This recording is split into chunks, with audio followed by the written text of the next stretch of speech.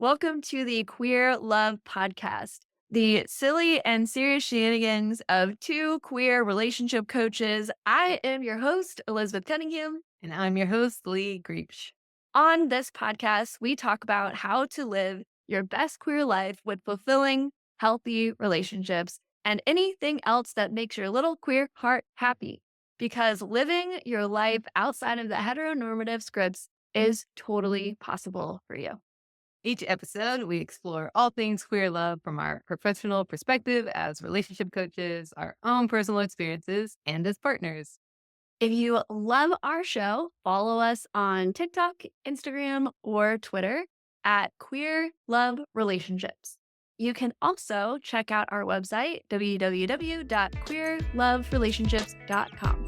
Thanks for following us and enjoy this episode. We have to admit, too, that there are parts of us that want to be in conflict because they want to fight. Like, they want to be right about things. Like, all of us have that. I think one of the pitfalls of conflict is that we try to be quote-unquote good people. Welcome to the Queer Love Podcast.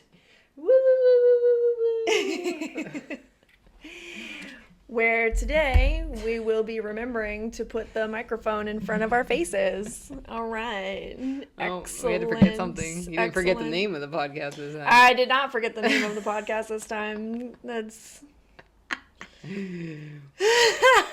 Progress. All right. Tell us what we're talking about today. Repair in relationships and specifically staying connected through repair. You sound so sure of yourself. I feel like I'm getting pop quiz every time. We literally talk about it right before we turn the thing on. You know, I just want to make sure because then you look at me like that and then I'm like, oh man, I said it wrong. No, that's not my look. That's not the look. I don't think that you say it wrong at all. I'm looking at you like that because you're like question. I didn't use the words right. I'm looking at you like that because you're like questioning it, and we literally talked about it like 2 minutes ago. Yeah, that's what I'm saying. Anywho, oh my god, repair.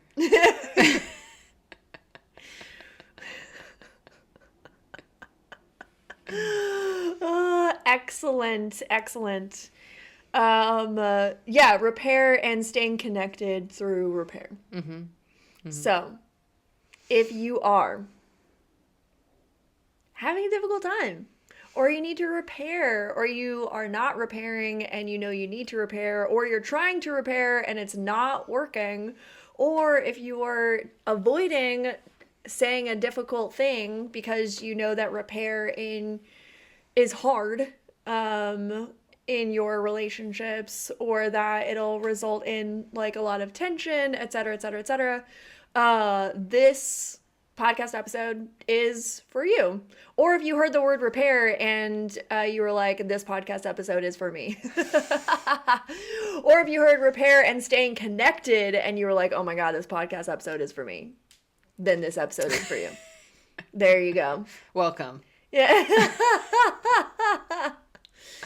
Well, I think this is something that we do pretty well. This is definitely something that you do well. Thank you. And something that I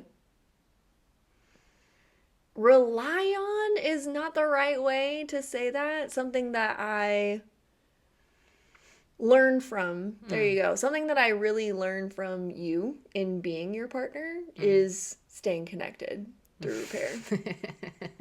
Because that has like that hasn't really happened in my relationships in the past, and so it hasn't been something that has been available or reliable, and so that you do that has been like earth-shattering for me. And I do mean that in like I do mean it in a dramatic way, because no, I mean the first time that we got into a conflict and then we were still like it was still like hairy, but you like put your hand out and like reached for me to like pull me in for like a hug. I was like, wait, what is happening? like, oh my God. Uh, Well, this is what do I unexpected do? and very amazing. I love Yeah. everything about this. And and you've definitely been someone who has shown me that this is possible. Wow, Yeah. that's nice. Yeah. Oh, that's so nice. What do I mean, like, aside from that, like, I mean, what do I do that's, like, helpful? Well, I think the first Like, being on thing, the receiving side, I guess. yeah, yeah. I mean, I think the first thing was and we've talked about this actually from other episodes, is that first time that we talked about, or I think you asked me, like, how do you feel about conflict, or how are you in conflict, or something like that. What are your thoughts on conflict? What are your thoughts on Yeah. conflict, or something like that. And but then your response to that question was, I really lean into conflict. I really like conflict. And I was like, wait, what? So way back before, This weirdo. like before we even had really any conflict in Yeah. our relationship, Yeah. like you shared that with me, and so I was like, oh, interesting. And then we had an entire conversation about why you lean into conflict and why you not like conflict Yeah. necessarily, like Starting fights. right. Like, but the benefit that you Yeah. see from conflict is that ability to learn about each other, ability to grow together, ability to, yeah, stay connected with one another. And literally, that was the first time that I had heard a partner say that before. It's like, anyways, I won't go into that. But it was the first time that I'd ever heard a partner say that before. Like, I like conflict, or not like, but like, Yeah, like, I just don't shy away from it. I don't shy guess. away from conflict. I lean into conflict when it happens. Yeah. See the value of conflict. See the value of conflict. There you go. Knowing that conflict will happen, and also being like, and I see the value of it. So it's like, Right. let's just do it. Right, exactly. It's like you see the value of conflict, and I was just mind blown because I'd never talked to anybody who had that opinion ever, and I was just like, wow, okay, well, that's really amazing. So I already knew that about you. Yeah. But then one of the first times that we did have conflict, you actually acted on that. Like, you stayed curious the entire time, and you held out your hand. Actually, I think you held out both hands. But you like held out both hands to be like to, invite me in. And I was just like, oh my God. Like, and so it was kind of like, a lot of integrity, or I saw like your integrity in that because your words matched your actions. And that was really beautiful and jarring because I just never had that happen before. Yeah. I was like, I don't know what to do now. I was like, I know that this is good, but I don't know what to do. This is not the dance. That was true, though. Yeah. Dude, I'm telling you, my mind always goes to the Ricky Bobby thing. What do I do with my hands? What do I do with my hands? And honestly, and then we were hugging, and like part of me was like, this feels really good, and part of me was like, I don't know what to do, and part of me was like, I don't like this. Mixture all It was a around. mixture. It was definitely a mixture, but certainly the part of me that liked, that was like, oh, this is, I really like this, I'm glad that this is happening, was able to kind of comfort that part of me that didn't like it. Because the part of me that didn't like it was like, I want to say like the stubborn part of me, like the stubborn part of me that like wants to be right, or like wants to make a point, or like wants to have the conflict. What's the, cuz it's a little bit like that part of me is a little bit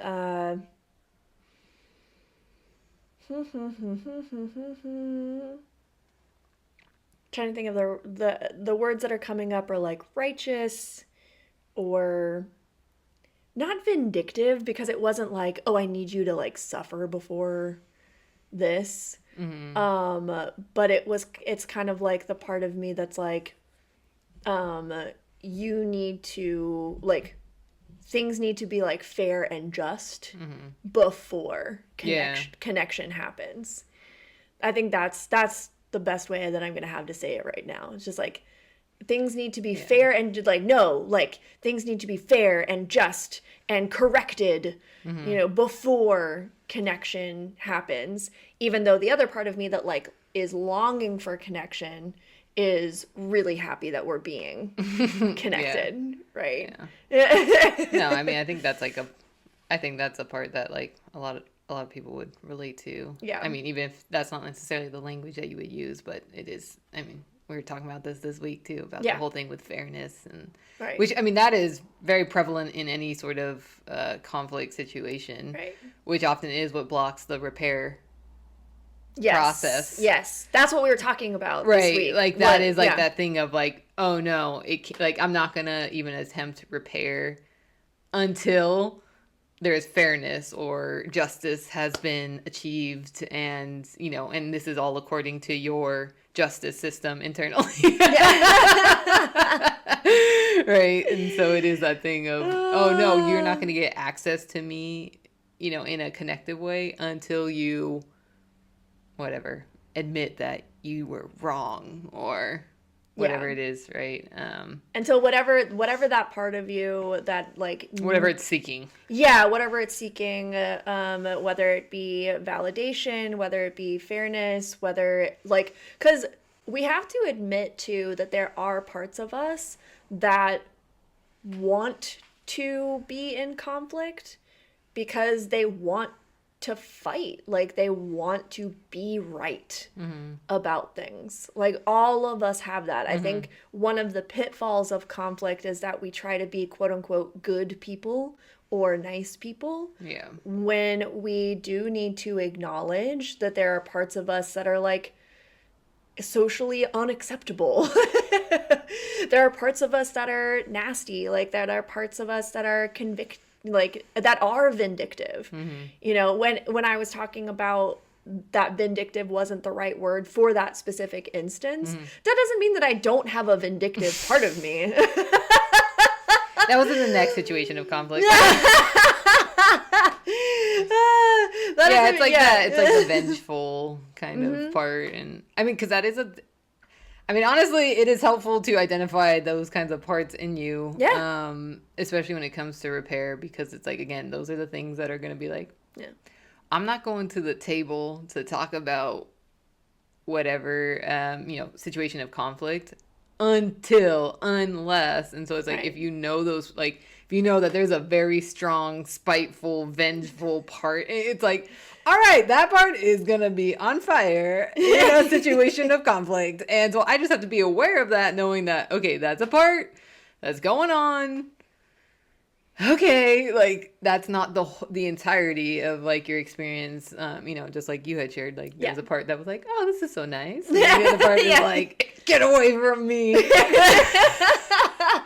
Which is, and that's, I think that's the thing, for me around conflict, of why I was like, oh, I see the value, and like also the value of being connected, because, and I think obviously, just identifying situations where it's like safe to be connected, and all of that. Like these are not like crazy situations that we're talking about with conflict, like abuse or things of that nature, where it's just like these two humans and their human experiences rubbed up against each other and it didn't feel great. And here we are. Now there's friction, now there's tension, now there's conflict. Yeah. But like understanding that, like in that internal experience for you of knowing that there are these different parts having these different experiences or things going on for you, it's like all that's happening simultaneously. And so if you put that into the space of the relationship where it's like, yes, we have this thing of conflict, it is tough, we have, we need to have those conversations to address it. And also there are these other things happening in our relationship simultaneously happening. Like where we can just, we can sit together, we can hug each other, like if that feels good, or go on a walk with each other, or just, have dinner together and we're talking about our day, and like knowing that, yeah, that conflict situation, that's still there, but we can also have these other things going on, which I think is, really hard, because that is something that a lot of people get stuck on. Like, Yeah. I know, like, when I'm coaching people and it's like, well, yeah, but this thing, and it's just like, you just get so hyper focused in on it, which honestly just grows that that vengeful whatever part of you, because it's like, that's where your focus is. Yeah. Versus seeing like, oh yeah, but they're still, they're still helping out with the kids, or they, Or brought the cat. me, yeah, or the cat, or like, they brought me my coffee, or, I did this thing and they were really grateful. Like, you're missing those things because now you're just so hyper focused on that, and it really is inflaming it, know. And so really being able to kind of scope out a little bit, just like give yourself a breather. Okay, what else is happening in the relationship as this conflict is happening? Like, yes, okay, it's happening. What else is going on here? Because then that allows you to have those pockets of breathers, really, where when you have those moments of connection, like even if it's a simple thing like, oh, just a hug, or like holding each other's hands or whatever, it's like, that's just so nice for the nervous system, and also just so nice for like that reassurance for yourself and your partner and the relationship to know, like, yeah, this is tough, this thing we're going through, and we're okay, we're here with each other, like we're still doing the thing, we're still loving each other, we're still like being clear in that way about our intention to still want to connect, even if that connection looks different than our ideal connection at that point in time. Like, it's okay for it not to have every avenue of connection available at that moment, because big emotions are present and whatnot, but there are still other avenues of connection that can be tapped into. Yeah. And inside of being attached, that was the other that's the other theme from this week as well, was like being attached to how something has to look, either based off of your past, or based off of shoulds that you have, or based off of expectations that you have, whether they're realistic or not, which if it's a should, it might not be realistic. And like being able to, like Lee was saying, come together in the ways in which you can right now. And then also just asking yourself, when there is an opportunity for a connection, because this has certainly happened in our relationship as well, where it's like when one person sees an opportunity for connection, but the other person does not see it as an opportunity for connection. And then, first of all, honoring that in the moment, right? Like, if it's not an opportunity for connection in the moment, that's fine. You don't have it be, don't force anything. Yeah, but it's also an opportunity for the person who doesn't see it as connection to be like, why did my partner see that as an opportunity for connection and I didn't see it as an opportunity for connection, even though we're going through this, larger thing. So, and again, not to force anything, like just because you're asking that question doesn't mean that it has to be correct, like it has to be the opportunity for connection. But it can be a growth. It's like, oh, interesting. Like, I viewed this as not an opportunity, and my partner viewed this as an opportunity. So interesting. And same for the other side too. Like, I viewed this as an opportunity for connection, and my partner didn't view it that way. Like, like what's here that we can uncover either individually or together. And then if it's appropriate to talk about it at the time, you can, but maybe it's a highly charged situation, and so you need to back off, back away, maybe go do your own things for a while, or revert back to something that both of you currently agree is an opportunity. Like, if the person's bid for connection was like cuddling on the couch, and that feels really prickly or uncomfortable to you, But what does feel like, you don't have to figure it out in the moment. Like, why does this feel uncomfortable? Like, Right. you don't have to turn it into like a coaching moment right then. But it is something that you can reflect on later, or both of you can talk about later. But maybe in the moment you just revert to something that does feel connecting. So maybe instead of cuddling, it feels like holding hands, or maybe instead of touching, it looks like watching a show together, Like sitting next to each sitting other. next to each other. Yeah, exactly. So it doesn't have to be like all unraveled in the moment, unless that's available for both of you. Like if that feels like a, appropriate time to have that conversation, then we're not here telling you how to live your life, just giving you options. Do it in the moment. Just want to give you options for what's possible. But it is an opportunity to reflect for both of you. Like, I saw this as an opportunity to connect, and they didn't. And on the other side, I did not see that as an opportunity to connect, and they did. Well, what's going on there? Where are our differences here so that we can meet each other? And so that's also another way to, as you're repairing, to continue to connect, is noticing where the discrepancies are in it too. Yeah, and you can even, you can highly suggest talking about this, prior to, if you're not in a moment of conflict or whatever it is, but it's just like, just being able to talk about these aspects of conflict of like, okay, we're in a repair, or like something just happened and we want to start to get to repair. Like, what are those, what are some possible things of connection that you think would, could work in that way? And it's like, maybe in talking about that with your partner, like maybe for you, it's like, oh, a lot of like physical touch is like on your list, where you're like, oh yeah, that would be nice, right? Like, that's cool. And then like your partner's list is like, there's no physical touch. And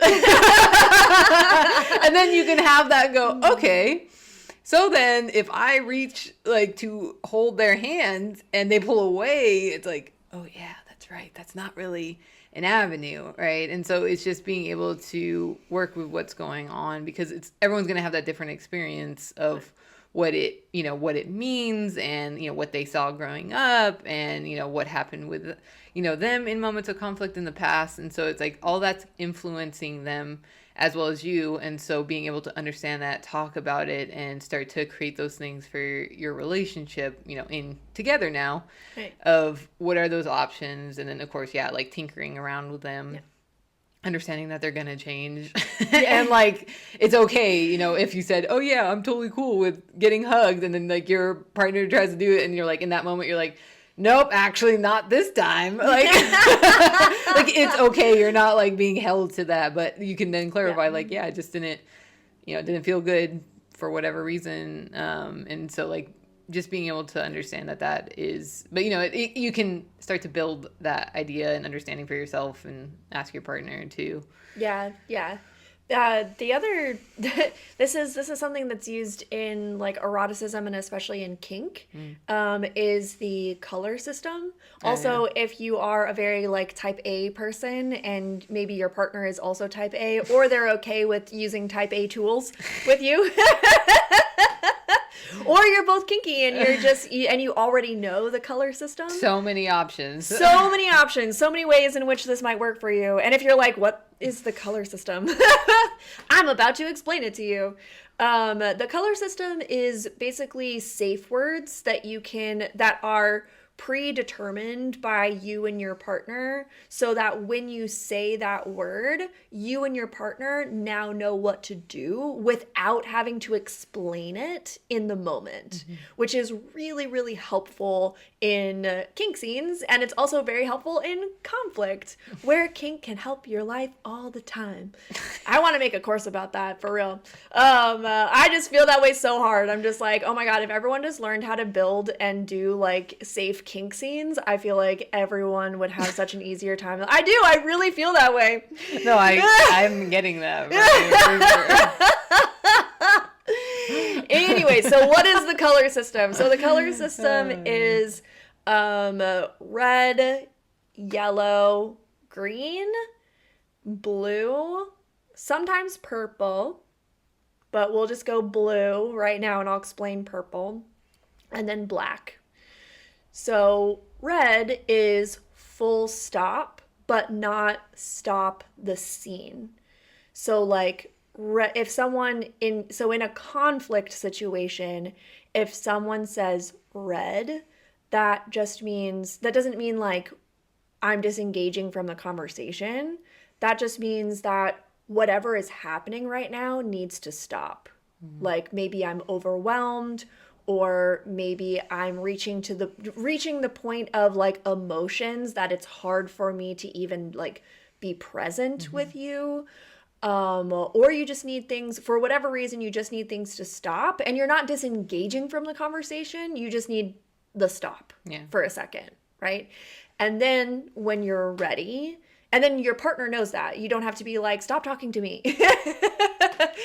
which can be triggering for the other person, right? You can just say red, and then like everyone just come to a full stop, maybe take a few deep breaths. And then when the person who said red is ready, then they say green.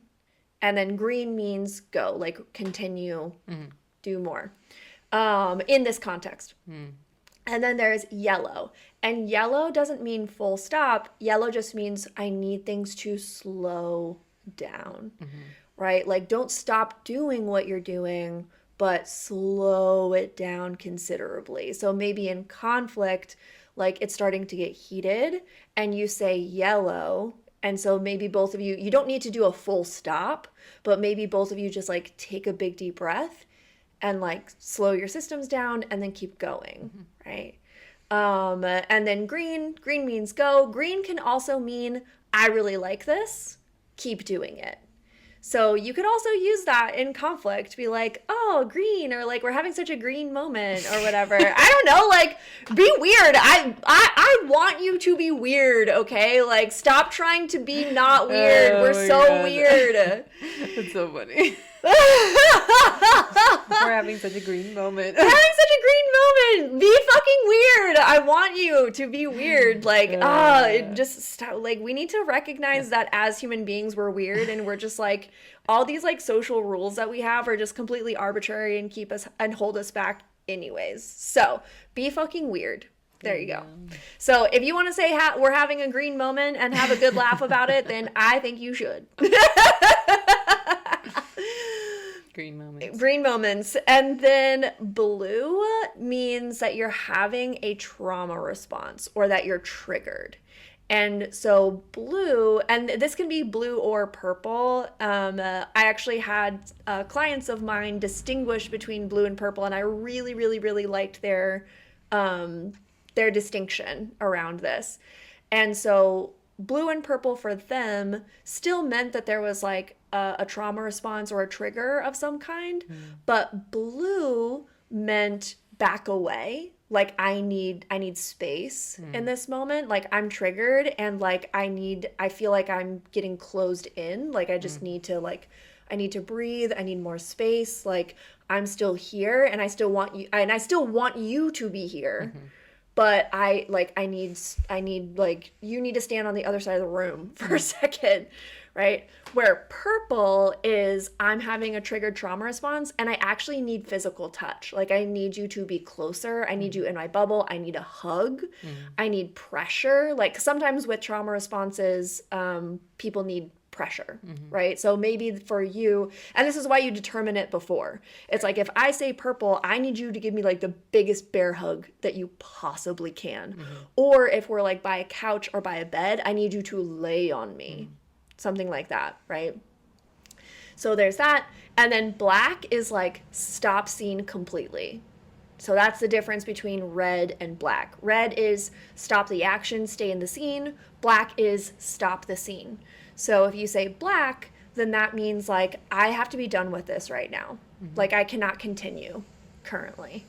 And we need, and again, you predetermine it before. So it's like if someone says black, it doesn't mean like I'm stopping this and I'm breaking up with you. It means I'm stopping this and I need to leave, or I need to go in another room, but we need to stop having this conversation right now. And and black can also mean like we will revisit this. Like this is why you talk about it beforehand, so that everyone's nervous system is able to handle it. So if someone says black, then the other person understands that like we're still in this, but it has to stop for right now, right? So that's the color system, for those of you who don't know. And if for those of you who are my kinksters who are like, oh my God, I hope that you're excited. I hope that you're excited that you can now use the color system for conflict. I really hope that.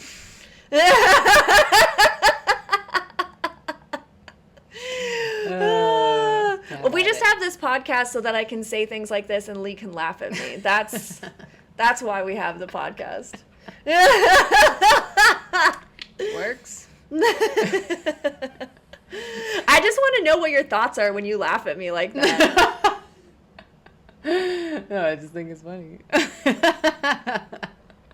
Just I'm like, oh, interesting. And I just laugh because I'm like, I know you're dead serious about all of these things, and I'm like, it's just you're like, yes, do it. So I'm just like, go for it, everyone. Bring in the color system. Create a rainbow.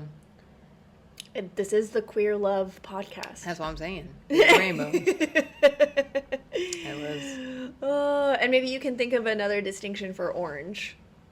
There you go, because that's the only one that doesn't have a distinction. I don't know. It's the wild card. Orange is the wild card. Yeah. It has been distinguished.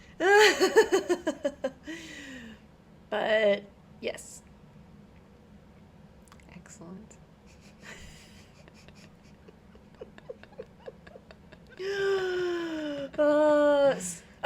The other so why did we bring that up? We brought that up so that you can have good conversation.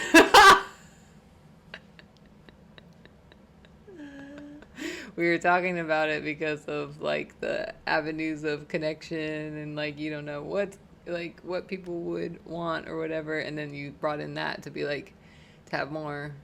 To have more, yeah, because what I was thinking tools. about, what I was thinking about inside of like, because we were talking about sitting on the couch together and like avenues of connection, and my thought was,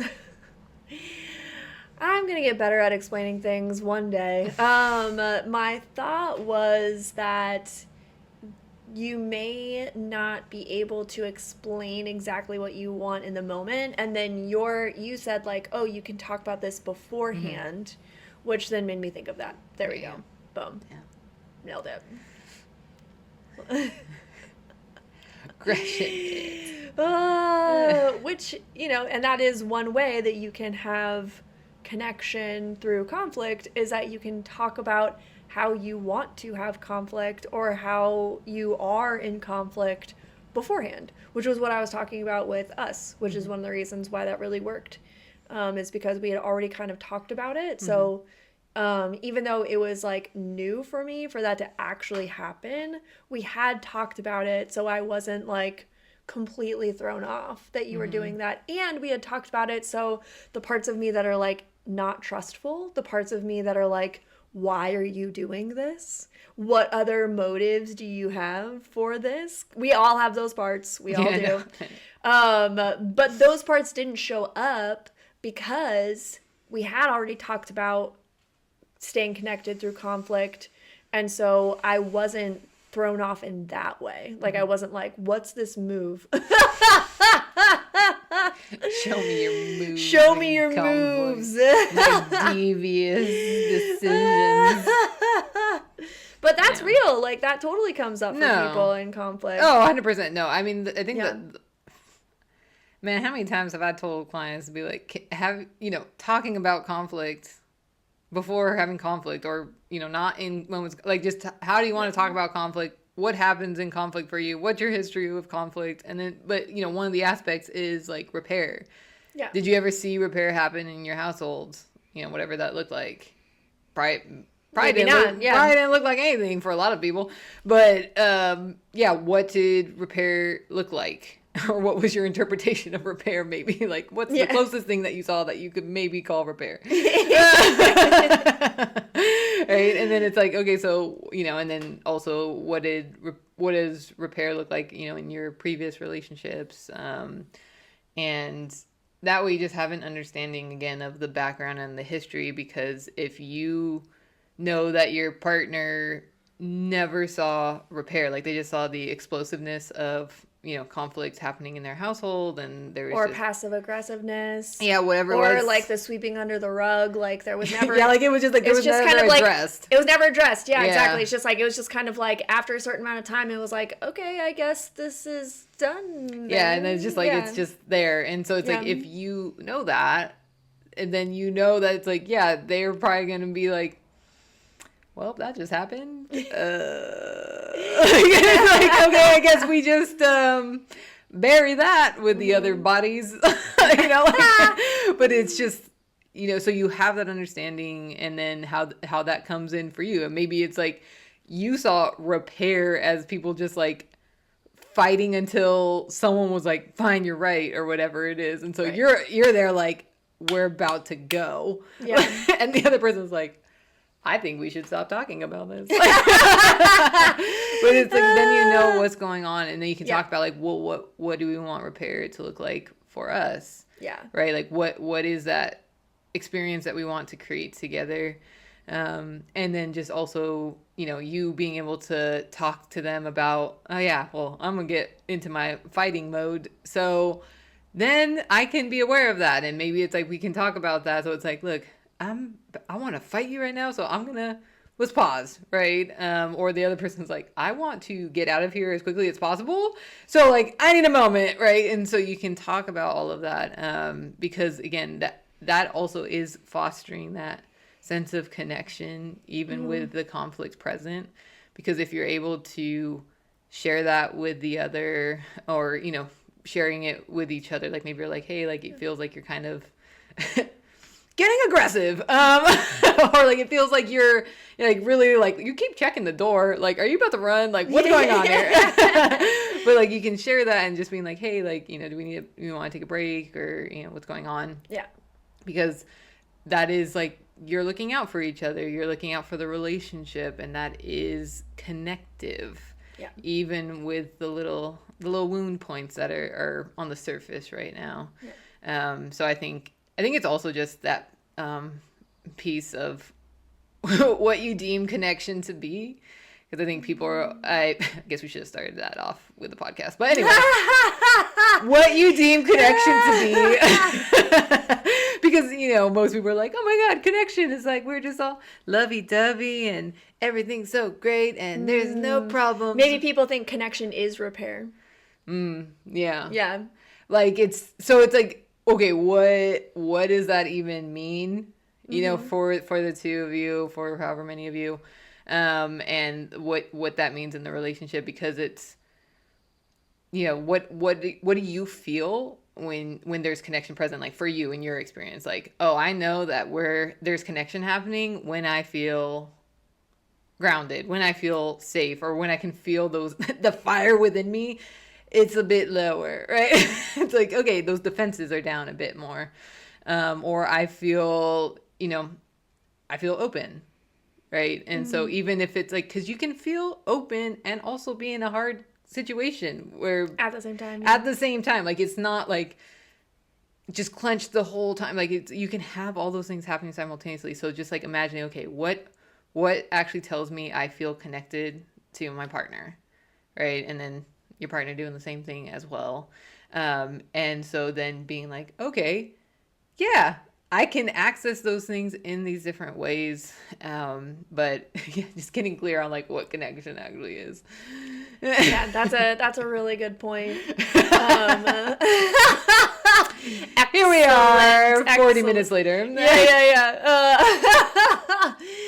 Oh man.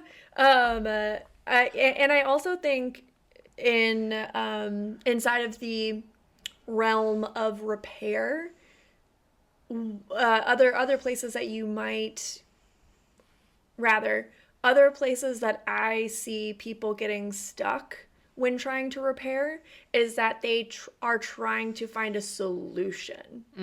So also the difference between repair and resolution, which I'm going to talk about the conflict resolution triangle, which I've talked about on other episodes, but Yeah, we have a whole we have episode on we have it. a whole episode on the conflict resolution triangle, so you can go Search it. go listen to it. And I'm gonna talk about it here in just a second. But the difference between repair and resolution, and one of the differences being that repair is a process. And resolution can also be a process too. But repair might be the journey to resolution. And that might, for some people or some conflicts, that might be an afternoon. Like repair is an afternoon, resolution happens later that night. Great. I love that. Sometimes it takes a week. Sometimes it takes a month. Sometimes it takes an entire year. And depending on, and Lee and I, obviously, in working with people in relationships, like both of us have also seen relationships that have gone through repair that takes over a year. And so it's not like you're going to, it wouldn't work to not be connected through repair, because sometimes repair in certain conflicts takes a long time, and that's okay too. Like there's no timeline on repair. And just think about it like with a car, like it's not like, it's like you gotta do that and then this and then, oh whoops, that is also messed up right there. Or like you did something and it's like something's leaking, I don't know what just happened. Right? But it is that thing of like, depending on the actual state of whatever happened that needs the repair, it's like, yeah, if it's just one little thing wrong, it's like, yeah, for sure, in an afternoon, fantastic.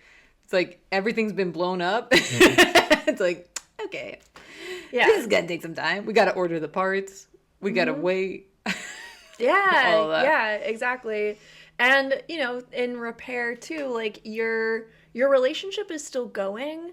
You still love each other. You still want to be connected. I know that both of you still, or however many of you, still want to be connected. And so allowing for that to be real, like taking away the false dichotomy of repair means disconnection, or repair means we have to stay disconnected before it's resolved, right? Let's erase that. And then so slowing down and like letting the repair have the time that it needs. And that's really hard because, everyone, it can be really uncomfortable. And a lot of times repair is uncomfortable and we want to not be uncomfortable, but sometimes we really do need to slow down to take the time that something needs in order to move forward. Right. And I love the car analogy too, because if we're trying to just have a quick fix with the car, then later on down the road, it's going to be harder and more expensive. Yeah. And I can hear some of you nodding and saying yes, like y'all know. You know that like if you try to do the quick fix now, later on down the road, it's going to be more challenging and more expensive. So take the time that you need to do the repair work and stay connected during that process. Conflict completion triangle. There you go. That's what it's called. Conflict. Did you change it or whatever? I don't know. I don't like. We're just gonna call it the conflict completion triangle now. Okay. There's a triangle. There's a triangle. There's conflict. There's completion. There's resolution. All of it is happening. So if you imagine, 3 points of a triangle, there is on one point there is repair, on one point there is resolve, and then on one point there is reassure. So when we have all three of these components in the completion of a conflict, then the conflict actually feels complete. Like repair, if we only have repair answers the question of, is this problem going to persist? So when something is repaired, it means the problem is not going to persist anymore, right? This has been repaired, right? And resolve answers the question, is this conversation complete? So when something is resolved, then you feel complete about it. And reassurance answers the question, are we okay? So if you only have repair and resolve, for example, then you have like, great, like this problem isn't going to happen again, and I feel complete about whatever solution we came up with. But without reassurance, then the question that can persist is like, yeah, but are we okay? Like, okay, there's been repair, this feels complete, but are we good? Like, and so there's that emotional, human, relational aspect that is missing. And then without repair, so you have, that's the, without repair, you have answered the question, is this conversation complete? But it might not actually feel complete. You're like, okay, I found a resolution, and maybe the reassurance is answered too. Like, we found a resolution. We are good. Like, we love each other. We are on the same page. We are on the same team. But if you haven't repaired it, then that question of, is this problem going to persist, is still going to be there. You're still going to have the thought, like, is this going to happen again? I don't know. Like, I think it might happen again, actually. And so that is going to linger in your mind. And that's, again, where we're talking about with the car example, like it's just going to, it's going to be harder down the road when that does happen. And that's also going to cause a lot more lack of trust as well, because you thought that it was repaired, but then the problem happened again, right? And then if the question, if there is no resolution, you can repair something. You can be like, okay, great. Like, I know that this problem isn't going to happen again, or you've said that this isn't going to happen again. I know we're on the same team, but then it doesn't feel complete because there's no resolution. There's no completion, that like, it feels like something is missing. You're like, okay, I feel like it's repaired and there's, trust is here and like we're good, but like this problem still feels like an open-ended problem, right? Like there's no resolution here. Yeah. Or just like things maybe like left unsaid Or left unaddressed, maybe that you had said about it, whatever. But it's like, well, the quote unquote problem is like, that's not going to happen, but now there's these other things that maybe like got brought up or whatever. And so now it's like the conversation doesn't feel complete because there's these other parts that have not been addressed. Right. And so you're like, what? Yeah. Yeah. So answering the question, is this problem going to persist, is going to have it be repaired. Answering the question, is this conversation complete, is going to come to a resolution. And then answering the question, are we okay, is going to create that reassurance, right? Yeah, so when we're talking about repair and staying connected, it's also tied into having things be resolved and reassurance. And I think also that if you are in the process of repair and you are able to stay connected during that process, that answer of like having reassurance be checked off, I guess, Yeah.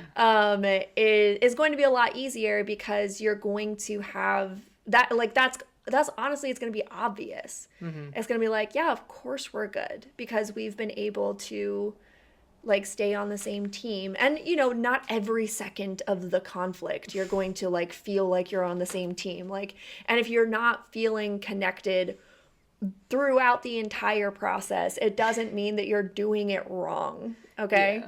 Yeah. But it's more just like an overall. Yeah. No, and it's like the thing, I mean, because you think about like conflict, it's a rupture of some sort. So it's like, yeah, naturally it's going to kind of pull things apart, and that might be that sense of connection. And so it is that willingness and actual like moving in towards each other to connect. And it's like, maybe it just doesn't feel like it's like, this isn't connected, but we're both wanting to, right? Because like, maybe it's like that day, because things blew up. It's like, maybe that day it's like, just the fact of, we're here, we want to connect. That's not necessarily going to happen right now, but just that can be the quote unquote connective force. Just knowing that it's like, okay, we're here. And then, the next day, things are a bit different, and being able to go like in that process of the repair and like starting to add in those bits of the connection along the way.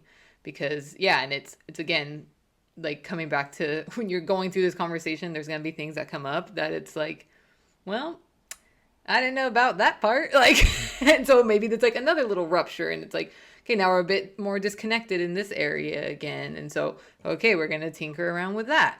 And so that's the whole, that's like the whole process of it. And so it's like, yeah, it's the connection, the disconnection, connection, disconnection, which it is. I mean, that's just normal. So nothing wrong happening here in this moment of conflict. Yeah. Because it'd be, like if you're just like, must stay connected the whole time, that's going to force so much, because oftentimes like it's like the conflict you just need to be in that space of, oh yeah, that was really hard, and like letting yourself actually feel the hurt or the sadness or grief or whatever it is, so that you can actually feel that, because that's what's going to open you up to being able to move through that, whatever that looks like, in your relationship. Yeah. Yeah. And I think the last thing that I want to say on staying connected through conflict is, as scary as it is, continuing to say what you need during the conflict, and because that is part of staying connected, is continuing to trust one another throughout it. And so being able to say, like, the example that I'm thinking of with me and Lee is like, I do need more space than Lee is comfortable with. And like, there is a part of me that like does not want to ask for space at all, because I know that they are uncomfortable with it.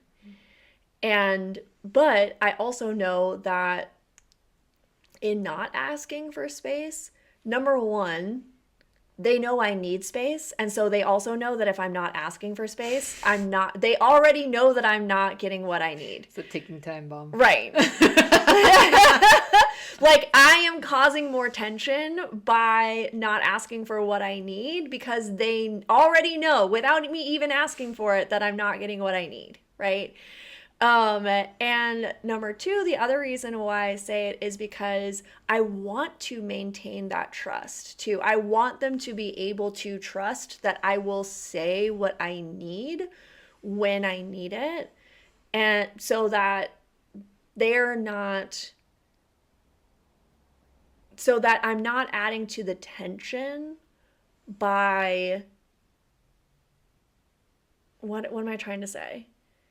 So that I'm not adding to the tension by not sharing what I need. I feel like I'm saying this in a bad way. I don't think am I being clear? Is this making sense? Yeah. Like, it's like, because, I mean, it's like the withholding of something, and it's not like for a bad reason or like manipulative reason or something like that. It's like she knows, it's like, okay, well, I need this, but I'm like, oh, I don't really want to add more to it, so maybe I won't. Like, Yeah. but then it creates that whole experience Yeah. within the dynamic of recognizing, okay, what are you keeping back, right? Because especially if you're in a moment of conflict and you're in that state, like, what are they not telling me? Like, what is going on here? And so then it does create more of that friction and like distrust of like, what's going on, like on edge, right? Yeah. Versus like, yeah, even with something being hard to say or ask for or whatever, it's like it still will be asked for or shared or whatever it is. And then it's just like, okay, that's because it's just more of you just putting into the space what is actually into the space. And so just making it really clear. Yeah. So that you're just like, okay, like, yeah, they'll tell me, like, even if they tell me a thing that's really hard to hear, like, not even necessarily asking for like a need, but like they say something that's like, that's a bit rough, and they delivered it, as kindly as possible, like, but it's just hard to hear whatever it is. Yeah. All those things where it's like it is part of the thing that is needed for the entirety of the conflict to be addressed, because it's like, again, if you shove things down, it's like that's gonna come up later on. Yeah. And so really just bringing that forward. Yeah. Because generally people can tell if you're not saying something, and they will make something up about it.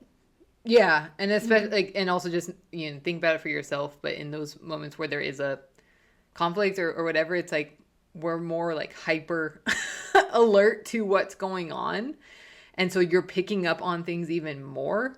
Of like, oh, what does that mean? Like, oh, this, she doesn't trust me, blah blah blah blah blah, or whatever is going on. So just like also recognizing that you're going to be picking up a lot more, and you're going to be, because you're in that dysregulated state, you're going to put all these meanings to things, and they're doing the same exact thing. And so now you have like this like monster of conflict where you're like, okay. Yeah, exactly. And then if you say it out loud, then like it calms that in the space. Even if it's hard, it calms it in the space, because then you're like, I'm needing some space here, and what your partner was feeling before you said it was tension. And so then they're thinking, what is this tension in the space? What am I doing wrong? Am I saying something wrong? Am I making it worse? And then when you're like, or rather in this scenario, when I say like, okay, I just really need space right now. Like I'm feeling really tense and I just need to take a moment. Then your partner's like, oh, okay. Or hopefully they're like, oh, what the tension I was feeling was that. And so it doesn't have anything to do with me. And in this scenario, if you're the partner who is making up all of this stuff about you, then take it as an opportunity to not take things so personally. Because even in interpersonal relationships and conflicts, most of the stuff is still about them and your stuff is about you. Right? So you can, because I do that, I take things personally when I don't need to. And that's totally normal to do. But like recognizing when you take things really personally and you start to make up stuff about yourself and about the other person when you just don't know exactly what's happening for them. Yeah. Cool. Was this episode helpful for you today? You talk about your course. I know. Oh, okay. Thank you. Yeah. If it was helpful for you, then, or why do I always do it that way? I don't even know. That's so stupid. Please cut this part out. Okay. Thank you. What am I trying to say?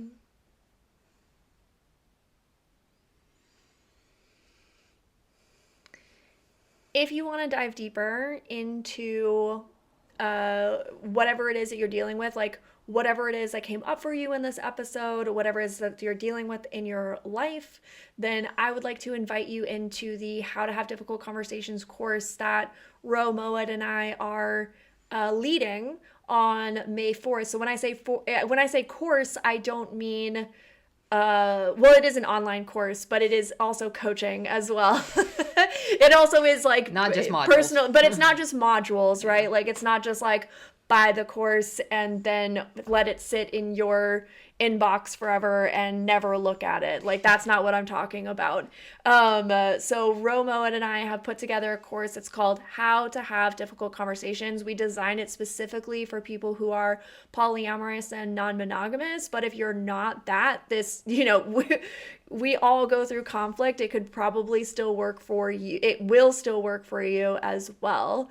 So in How to Have Difficult Conversations, what we're going to be going over is everything from setting up your relationships for success, how to build trust as a foundation in your relationship, and then everything that you need to have healthy conflict. And I really do mean like everything that you need to have healthy conflict. This is a very in-depth course. We held nothing back for you, and we really do want you to be able to walk into conflict with confidence. We want you to be able to have clarity and connection even throughout conflict, and we want you to be able to come out on the other side of conflict better. We want you to be able to be more connected. We want you to have deeper, healthy, even more fulfilling relationships because you have these skills. And you're going to go from, if you already have skills in this area, you're going to learn more skills probably, and then also take those skills from having the skills to being confident with those skills. And if you're already confident with the skills, you're going to go from being confident to feeling like an artist around this, like being able to actually master these things as well. So regardless of where you're at, where you're like at the beginning, if you're already feeling like you have some skills, if you already feel like you're fairly confident in this, you're going to progress yourself forward and you're going to progress your relationships forward. And if you're like me and Lee, relationships are life, and even if you aren't like that, relationships are life. You are continuously relating to people, and you will be until the day that you are not on this planet anymore. You're always going to be relating to people, and when you're relating to people, conflict just happens. Like it's just a thing that happens. And so why not get really good at it and use it as an opportunity to connect even deeper with the people in your life that you love? Like, why not? That sounds like a great opportunity to me. Do it. So if that's something that you really want, go to the description below and register. We only have a limited number of spots available because we really did want to keep it like a pretty intimate group, because we do want you to have as much coaching and of help as possible. We also are going to have a private online community as well, so you won't be alone doing any of this. And we're going to have weekly calls for 7 weeks. So this really is a tremendous opportunity to deep dive into a skill that is going to help you for the rest of your life. So take this opportunity, go click on the link below, and I'm really excited to have you in the course. Yeah. All right, loves. Anything else that you want to say before we complete? No. Okay. Go get in fights. And connect through it. Oh my God. All right, we love you. Bye. Bye. We hope you enjoyed this episode of the Queer Love Podcast. We would love to hear from you. Drop us a line on TikTok, Instagram, or Twitter at Queer Love Relationships, or email us at queerloverelationships@gmail.com. If you are interested in working with us, follow the Linktree link in the show notes. See if our offers resonate with you, and if they do, sign up with us or book a discovery session. We are so grateful that you're here, listening, learning, and growing with us. Until next time, keep loving.